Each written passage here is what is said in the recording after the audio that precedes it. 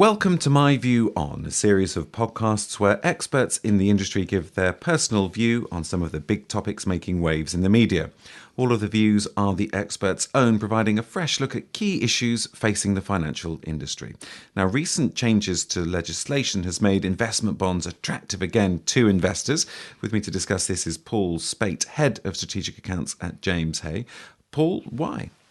Well, how quickly everything changes.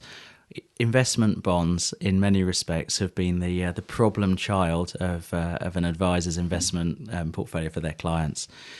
And then suddenly, everything's changed. And it looks like investment bonds may actually be, the superhero, certainly from a tax point of view.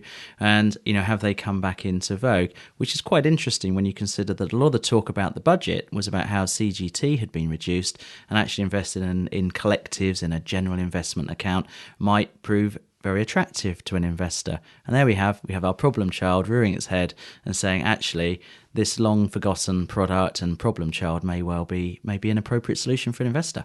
Okay, Paul, but why are investment bonds back in vogue again? Well, a lot of the talk after the budget were around the changes that had been made to capital gains tax and how that had come down and made certain types of investing look more attractive again.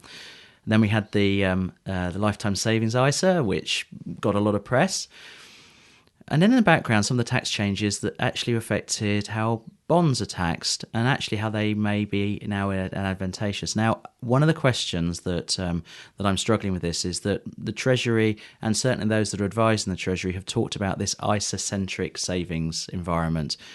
And putting bonds in an advantageous position over an ISA just seems slightly at odds with what they were trying to do. So whilst great, we've got a situation where bonds, suddenly look like, something that people should consider investing in again. Of course, they were popular historically. Now, I think ISA-centric savings is probably where we should focus most of our attention, but we need to be minded of what's going on in the bond market.